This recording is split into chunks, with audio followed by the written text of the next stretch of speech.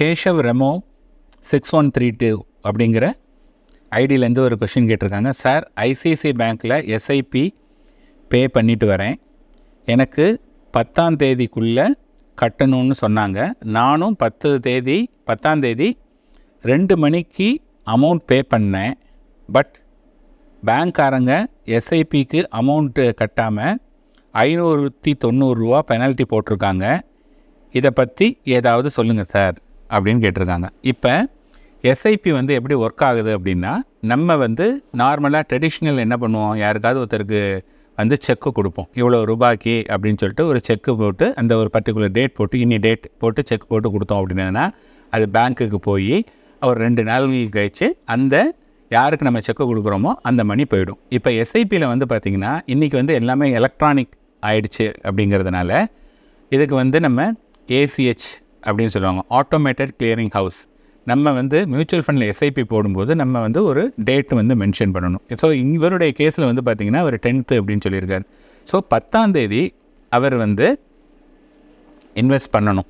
Invest பண்ணும்போது இவர் என்ன நினச்சிருக்காருன்னா 2 மணிக்குள்ள அவர் பே பண்ணியிருக்காரு. ஆனால் டெபிட் எப்போ நடக்கும்னா 10th அன்னைக்கு மார்னிங்கே, மோஸ்ட் ப்ராபப்ளி 6 o'clock மார்னிங் வந்து டெபிட் ஆகிடும்.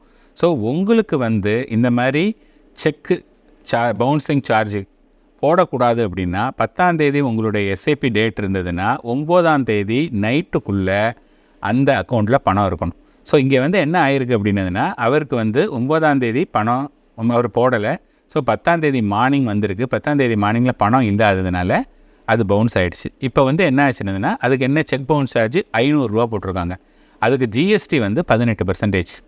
ஸோ 500க்கு வந்து 18%னா 590 ஸோ அதனால் வந்து அவருக்கு 590 அவங்க வந்து டெபிட் பண்ணிட்டாங்க. இந்த 590 யாருக்கு போகுது அப்படின்னதுன்னா பேங்க்குக்காரங்களுக்கு போகுது. பேங்க்கை பொறுத்தவரையும் this is called check bounce. நீங்கள் வந்து செக்கை கொடுத்துருக்கீங்க, அந்த செக்கை வந்து நீங்கள் ஹானர் பண்ணலை அப்படின்னதுனா தட்ஸ் கால்டு செக் பவுன்ஸ். அதுக்கு வந்து இந்த 590 வந்து உங்களுடைய ஐசிஐசிஐ பேங்க்குக்கு உங்கள்கிட்டருந்து போயிருக்கு. மியூச்சுவல் ஃபண்டுக்கு வந்து 1 பைசா மியூச்சுவல் ஃபண்டுக்கு வரல. மியூச்சுவல் ஃபண்டை பொறுத்தவரையும் ரொம்ப ரொம்ப சிம்பிள். அவங்களுக்கு வந்து எவ்ரிடே 3 மணிக்கு வந்து கட் ஆஃப் டைம். 3 மணிக்குள்ளே அவங்களுடைய அக்கௌண்ட், மியூச்சுவல் ஃபண்டுடைய அக்கௌண்ட்டுக்கு வந்து நம்மளுடைய பணம் போயிடுச்சு அப்படின்னதுன்னா த நெக்ஸ்ட் டே வந்து அவங்க என்ன பண்ணிவிடுவாங்கன்னா உங்களுக்கு வந்து யூனிட் அலாட் பண்ணிவிடுவாங்க. இந்த கேஸில் வந்து பணம் அங்கேயே டெபிட் ஆகாததுனால மியூச்சுவல் ஃபண்டுக்கு வரல. அதனால் மியூச்சுவல் ஃபண்டில் வந்து இதில் 1 பைசா கூட எடுக்கவே இல்லை. உங்கள் பேங்க்கில் தான் வந்து 590 எடுத்திருக்காங்க. நீங்கள் அதை கேட்டாலும் பேங்க்கில் முன்னாடியே சார்ஜஸ் எல்லாம் போட்டிருப்பாங்க. இந்த மாதிரி செக் பவுன்ஸுக்கு இவ்வளோ ரூபா சார்ஜுன்னு போட்டிருப்பாங்க.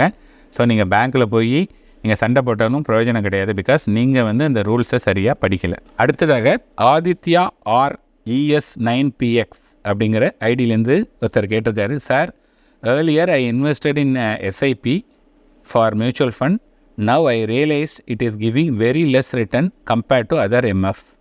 Should I withdraw and invest the total sum or should I just leave it as it is அப்படின்னு போட்டிருக்காரு. ஸோ நான் முன்னாடியே சொல்லியிருக்கேன், எஸ்ஐபியில் போடுறது அப்படிங்கிறது வந்து சேமிக்கிறதுங்கிறது வந்து நல்ல எண்ணம். அது வந்து it's a best practice. But வந்து சேமிக்கிறதுன்னு டிசைட் பண்ணிங்கன்னா எதில் சேமிக்கிறது, அப்போ வந்து என்னென்னா உங்களுக்கு கைடன்ஸ் வேணும். இப்போ அவர் வந்து எஸ்ஐபியில் போட்டிருக்கேன்னு சொல்லியிருக்காரு. அவருக்கு அந்த ரிட்டர்னில் வந்து இஸ் நாட் ஹாப்பி. ரிட்டர்னில் நாட் ஹாப்பிக்கு வந்து தெர் ஆர் 2 scenarios. ப்ராபப்ளி அவர் வந்து லாஸ்ட் 1 year ரிட்டர்ன் பார்த்துருப்பாரு. அதில் வந்து 60% 70% ரிட்டர்ன் கிடச்சிருக்கும். இப்போ வந்து 60% கிடைக்கல அப்படின்னா ஹில் பி டிசப்பாயிண்டட். அப்படியும் அவருக்கு வந்து எதிர்பார்த்தது இல்லாமல் இருக்கலாம். ஆர் அவர் வந்து முன்னாடியே சொன்ன மாதிரி ஒரு லிக்விட் ஃபண்ட்லேயோ டெட் ஃபண்ட்லேயோ போட்டிருந்தாருன்னா அதோடைய ரிட்டர்ன் வந்து கம்மியாக தான் இருந்திருக்கும். ஸோ இவருக்கான பதில் என்ன அப்படின்னதுன்னா, உங்களுடைய எஸ்ஐபி எதில் இன்வெஸ்ட் பண்ணியிருக்கீங்கன்னு பாருங்கள்.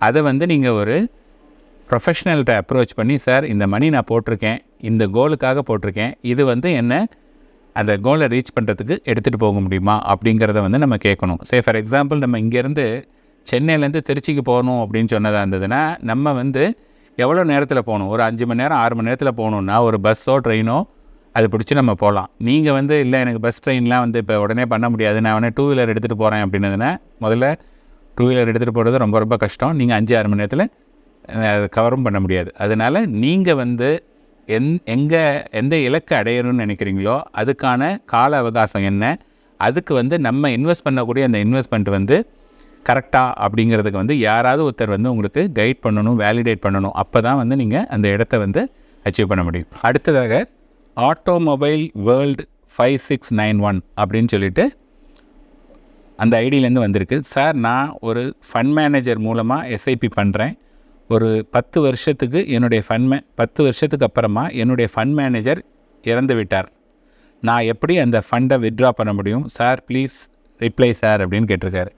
இப்போ ஃபஸ்ட் அண்ட் ஃபார்மோஸ்ட் வந்து என்னென்னா, நம்ம இன்வெஸ்ட் பண்ணும்போது ஒரு ஏஎம்சி அசட் மேனேஜ்மெண்ட் கம்பெனி அப்படிங்கிற அந்த கம்பெனியில் தான் நம்ம வந்து இன்வெஸ்ட் பண்ணுறோம். அந்த இன்வெஸ்ட்மெண்ட்டில் வந்து பார்த்திங்கன்னா அதை மேனேஜ் பண்ணுறதுக்கு ஒரு ஃபண்ட் மேனேஜர்னு இருக்காங்க. அந்த ஃபண்ட் மேனேஜர் வந்து இன்றைக்கி ஒரு ஃபண்ட் மேனேஜர் இருக்கார், நாளைக்கு வந்து அவர் இந்த கம்பெனிலேயே இருக்கலாம், இல்லை அவருக்கு ஒரு பெட்டர் ஆஃபர் வந்தது அப்படின்னதுன்னா அவர் வேறு ஒரு கம்பெனிக்கு மூவ் ஆகலாம். அப்போ அவர் இருந்தார்னா அந்த ஃபண்டை அவர் மேனேஜ் பண்ண போகிறாரு. சப்போஸ் அவர் வந்து இன்னொரு கம்பெனிக்கு மூவ் பண்ணுறாரு அப்படின்னதுன்னா இந்த மீன் டைம் என்ன பண்ணிடுவாங்கன்னா அந்த ஃபண்டை மேனேஜ் பண்ணுறதுக்கு யாராவது ஒருத்தர் வந்து ரீப்ளேஸ் பண்ணிவிடுவாங்க. அப்படியே அந்த ஃபண்ட் மேனேஜர் போனார்னா அது அப்படியே விட்டுட்டுலாம் இருக்க மாட்டாங்க. ஸோ யாராவது ஒருத்தர் வந்து அந்த ஃபண்டை மேனேஜ் பண்ணுவாங்க. நம்பர் 1.